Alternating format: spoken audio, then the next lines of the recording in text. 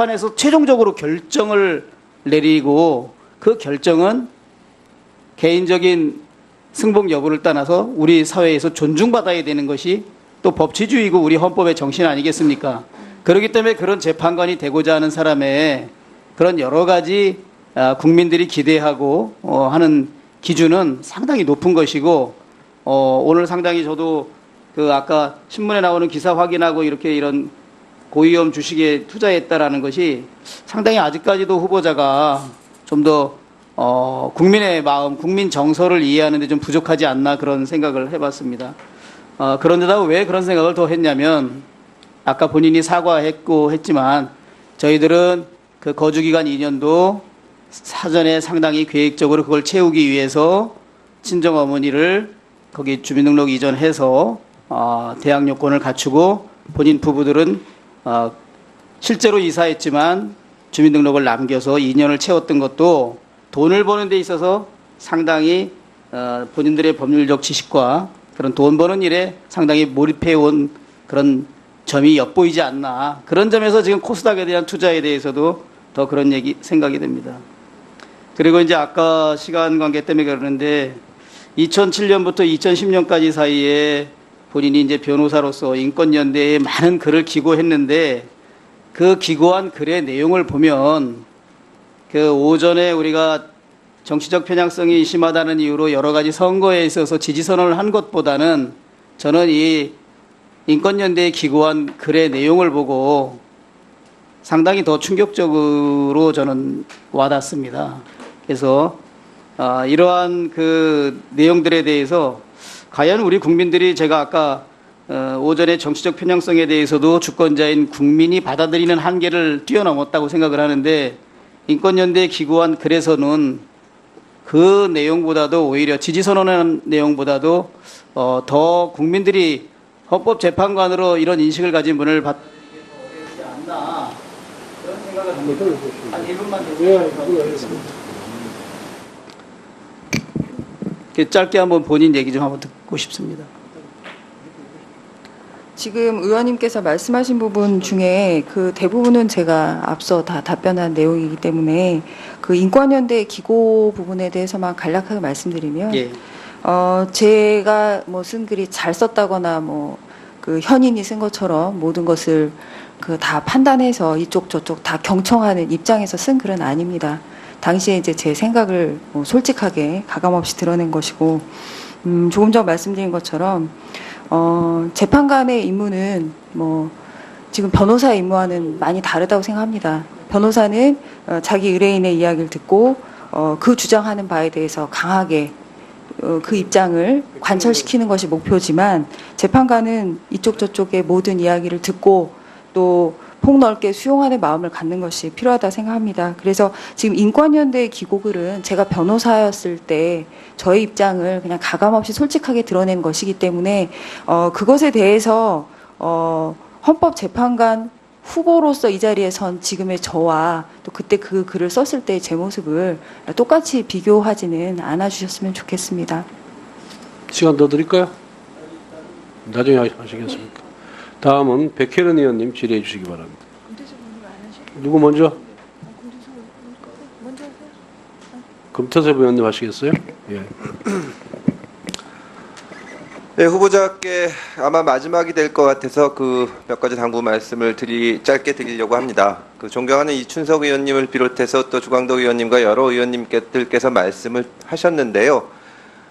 사실 그 헌법재판관이 되면은 백지 신탁을 하고 또 주식 투자를 못하게 돼 있습니다. 네. 그게 공무원들을 믿지 못하거나 우리 헌법재판관들이 내부 정보를 이용해서 주식 투자를 할 거라고 염려하기 때문은 아닙니다.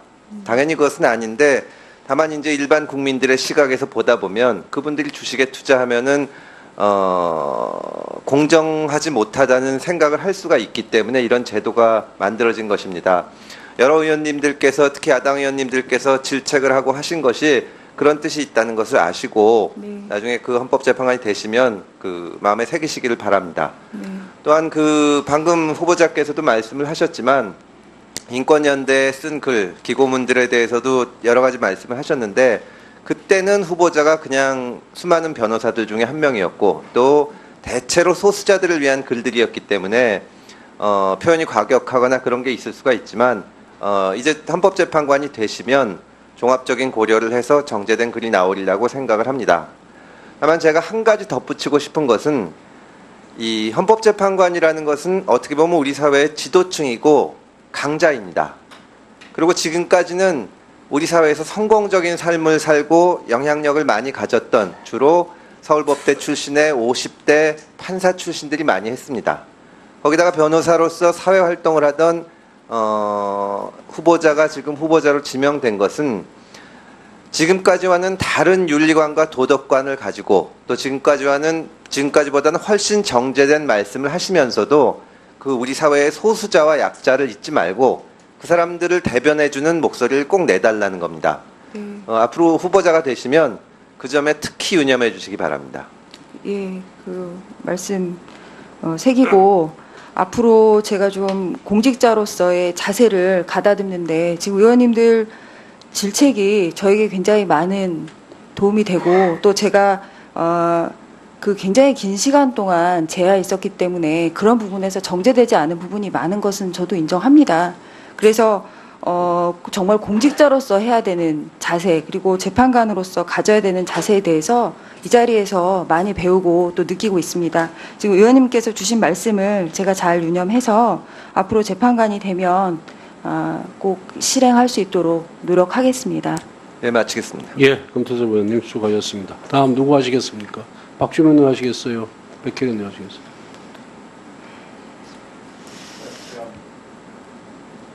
예, 박지원 의원 준비하는데 박지원 의원님 먼저 해주시기 바랍니다. 예, 박지원 의원님 먼저 하시죠.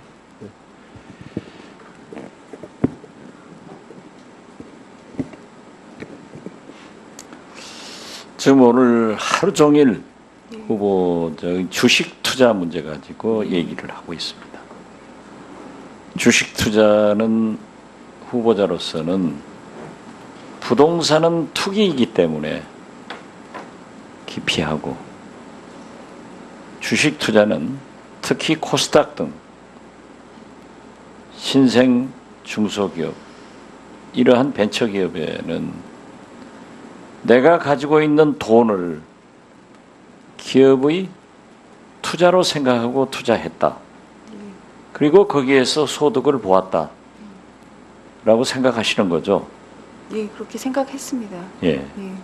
그리고 그러한 주식 투자는 어떠한 경우에도 공직에 있으면서도 아니었고, 예. 즉 검사하면서도 아니었고, 네. 또 내부자 정보를 이용해서 비리에 가까운 그런 주식 투자도 아니었다라고 예. 생각하기 때문에 떳떳하다 하는 것을 말씀하시는 거죠. 지금 그 부분에 대해서 제가 뭐 잘했다라고 말씀드리는 것이 아니 그러니까 예. 이제 네. 그렇게 있다가 네. 헌법재판관 후보자로 지명을 받으니까 청문회 과정에서 생각해 보니까 네. 바람직하지 않았다, 적절하지 않았다 하는 생각을 갖는 거 아니에요? 예, 맞습니다. 예. 네. 그런데 누가 보더라도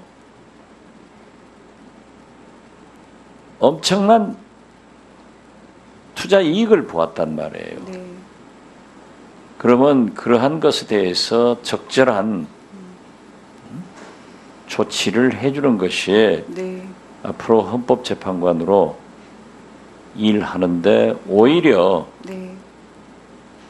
귀감이 된다 예. 하는 말씀, 무슨 말씀인지 아시겠죠? 예, 아까 이춘석 의원님께서 하신 예. 말씀과 같은 뜻으로 알고 제가 어떻게 할지에 대해서 좀 심사숙고해서 하겠습니다. 그런데 대개 보면은 청문회 때는 그런 약속을 저희들이 많이 하는 분들을 보았는데 또 실제로 통과돼서 임명이 되면은 그러한 것을 약속을 안 하더라, 예. 저버리더라고요. 네. 그런 것도 좀 잘 생각해 보시라라고 말씀드리면서 예.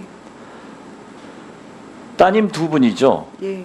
고등학교는 한국에서 다녔고 예. 대학은 첫째는 영국에 있습니다. 둘째는 지금 고등학생입니다. 지금 현재 고등학생이고 1년에 영국에서 학비, 생활비 모든 것을 포함해서 대개 뭐 방학 때 한 번씩 오는 것까지 포함해서 얼마나 들어가요? 한화로 한 7천만 원 정도 드는 것 같습니다. 한 7천만 원 들어간다. 네. 그런데 지금 윤상직 의원께서 계속 질문을 하지만은 공식적으로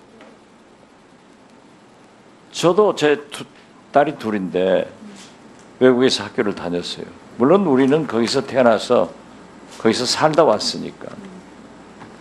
학생한테 계좌가 통장이 그렇게 5개씩 있고 이 돈 저 돈이 이렇게 한꺼번에 있다 하는 것은 누가 봐도 좀 납득이 안 돼요. 그렇게 생각 안 하세요? 지금 계좌가 5개인 것은 이제 저희 딸이 영국에서 다 개설한 것인데 아마 그 중에서는 그 면세가 되는 통장도 있다고 하고 또 일부는 그 카드와 연결이 되어 있는 계좌도 있다고 합니다. 그래서 카드로 연결이 되어 있는 계좌에 돈을 너무 많이 넣어 놓으면 카드를 분실했을 때 위험하다라고 은행 쪽에서 조언을 해가지고 기본 계좌와 그것과 연결되는 생활비 계좌 그리고 또 그와 연결되어 있는 어떻게 됐든 예. 학생 구자에 네. 그렇게 고액이 이유여하를 막론하고 5개 구자에 있다고 하는 것은 납득이 안 간다 이거죠. 네. 그렇기 때문에 사회 통념상 후보자는 억울하더라도 그게 좀 큰 따님에게 증여를 하기 위해서 또 다른 목적으로 거기 가 있지 않느냐 이런 의심을 하는 거예요. 그 부분에 대해서 좀 답변 드리면 이렇습니다. 만약에 그 저희 명의로 계좌를 개설할 수 있었으면 굳이 딸 명의로 송금을 하지 않았을 겁니다. 근데 영국에 있기 때문에 딸 명의의 계좌를 만들어서 그쪽에 송금을 할 수밖에 없었던 거고 만약에 저희 계좌에서 직접 빠져나갈 수 있는 거라면 저희가 굳이 딸 계좌를 만들어서 그렇게 옮기지는 않았을 겁니다. 그래서 증여의 목적이라기보다는 영국에서 유학을 하는 특성을 좀 감안을 해주셨으면 합니다. 그리고 계좌가 5개인 부분은 거기서 지금 3년 이상 살았기 때문에 그쪽의 은행에서 조언에 따라 필요한 계좌들을 나누어서 돈을 관리한 것이고 그것이 무슨 저희가 부정하게 송금을 한 돈을 뭐 숨기거나 할 목적은 전혀 없었다는 점 말씀드립니다. 그리고 한 가지 예, 말씀하세요. 한 가지 추가로 말씀드리고 싶은 것은 지금 저희 딸이 독일에 있어서 영국에 가서 이 계좌에 관한 뭐 거래 개설일이라든가 지금 현재 잔액이라든가 없어진 통장의 잔고라든가 이런 것들을 정확히 확인해서 제가 문서로 드리면 정말 좋겠는데 지금 독일에 있다 보니까 그게 안 돼서 제가 계속 서류 준비가 안 되고 있습니다. 그러니까 그 점 때문에 계속 지적을 받고 있고 저도 굉장히 답답하다는 말씀 드립니다. 1분 더 들었어요. 지금 후보자로서는 정당하게 코스닥 등 내가 가지고 있는 돈을 기업에 투자를 해줌으로써 산업을 진작시키는데 나는 기여를 했고 거기에서 소득을 보았다. 또 내 딸에게도 내가 결코 증여가 목적이 아니라 저도 영국 가봤어요. 영국의 그러니까 금융이 굉장히 발전돼 있지만은 굉장히 보수적이고 은행 거래에 까다로운 곳입니다. 그렇기 때문에 순수하게 학자금을 보냈지 증여를 위해서나 또는 재산을 빼돌리기 위해서 하지는 않았다. 그런 뜻 아니에요. 예, 그렇습니다. 그것을 좀 분명하게 말씀을 하세요. 그러니까 지금 제가 계속 저에 대한 어떤 의혹을 해명하는 과정에서 분명하게 말씀드릴 것은 지금 딸 명의 계좌로 송금한 돈은 학비와 생활비 그다음에 약간의 여유자금이 지금 가 있는 것이기 때문에 저는 그 부분은 증여세와 무관한 돈이라고 생각을 하고요. 주식과 관련해서는 금액이 너무 많고 어떤 위험 종목에 투자했다는 점에 대해서 그것이 이제 공직자로서 높은 기준에 비추어 볼 때 적절하지 못했다는 지적에 대해서는 제가 인정을 하겠습니다. 그런데 그 주식 거래를 함에 있어서 제가 어떠한 뭐 불법이나 이런 것들도 아니었고, 그리고 변호사로 있을 때 한 것이기 때문에 그 부분에 대해서 지금 해명을 드렸고, 의원님들께서 그 부분은 좀 이해를 해주셨으면 합니다. 예. 다 하셨습니까, 박지원 의원님? 예. 재판에서 최종적으로 결정을 내리고 그 결정은 개인적인 승복 여부를 떠나서 우리 사회에서 존중받아야 되는 것이 또 법치주의고 우리 헌법의 정신 아니겠습니까? 그렇기 때문에 그런 재판관이 되고자 하는 사람의 그런 여러 가지 국민들이 기대하고 하는 기준은 상당히 높은 것이고, 오늘 상당히 저도 그 아까 신문에 나오는 기사 확인하고 이렇게 이런 고위험 주식에 투자했다라는 것이 상당히 아직까지도 후보자가 좀 더 국민의 마음, 국민 정서를 이해하는 데 좀 부족하지 않나 그런 생각을 해봤습니다. 그런데다가 왜 그런 생각을 더 했냐면, 아까 본인이 사과했고 했지만 저희들은 그 거주기간 2년도 사전에 상당히 계획적으로 그걸 채우기 위해서 친정 어머니를 거기 주민등록 이전해서 대학 요건을 대해서 과연 우리 국민들이, 제가 아까 오전에 정치적 편향성에 대해서도 주권자인 국민이 받아들이는 한계를 뛰어넘었다고 생각을 하는데, 인권연대 기구안 글에서는 그 내용보다도 오히려 지지선언한 내용보다도 더 국민들이 헌법재판관으로 이런 인식을 가진 분을 받아들이기 어렵지 않나 그런 생각을 합니다. 한 1분만 드리겠습니다. 짧게 한번 본인 얘기 좀 한번 듣고 싶습니다. 지금 의원님께서 말씀하신 부분 중에 그 대부분은 제가 앞서 다 답변한 내용이기 때문에 그 인권연대 기고 부분에 대해서만 간략하게 말씀드리면, 예. 제가 뭐 쓴 글이 잘 썼다거나 뭐 그 현인이 쓴 것처럼 모든 것을 그 다 판단해서 이쪽 저쪽 다 경청하는 입장에서 쓴 글은 아닙니다. 당시에 이제 제 생각을 뭐 솔직하게 가감없이 드러낸 것이고, 조금 전 말씀드린 것처럼 재판관의 임무는 뭐 지금 변호사의 임무와는 많이 다르다고 생각합니다. 변호사는 자기 의뢰인의 이야기를 듣고 그 주장하는 바에 대해서 강하게 그 입장을 관철시키는 것이 목표지만, 재판관은 이쪽 저쪽의 모든 이야기를 듣고 또 폭넓게 수용하는 마음을 갖는 것이 필요하다 생각합니다. 그래서 지금 인권연대 기고글은 제가 변호사였을 때 저의 입장을 그냥 가감없이 솔직하게 드러낸 것이기 때문에 그것에 대해서 헌법재판관 후보로서 이 자리에 선 지금의 저와 또 그때 그 글을 썼을 때의 제 모습을 똑같이 비교하지는 않아 주셨으면 좋겠습니다. 시간 더 드릴까요? 나중에 하시겠습니까? 다음은 백혜련 의원님 질의해 주시기 바랍니다. 누구 먼저? 금태섭 의원님 하시겠어요? 예. 네, 후보자께 아마 마지막이 될 것 같아서 그 몇 가지 당부 말씀을 짧게 드리려고 합니다. 그 존경하는 이춘석 의원님을 비롯해서 또 주광덕 의원님과 여러 의원님들께서 말씀을 하셨는데요. 사실 그 헌법재판관이 되면은 백지 신탁을 하고 또 주식 투자를 못하게 돼 있습니다. 그게 공무원들을 믿지 못하거나 우리 헌법재판관들이 내부 정보를 이용해서 주식 투자를 할 거라고 염려하기 때문은 아닙니다.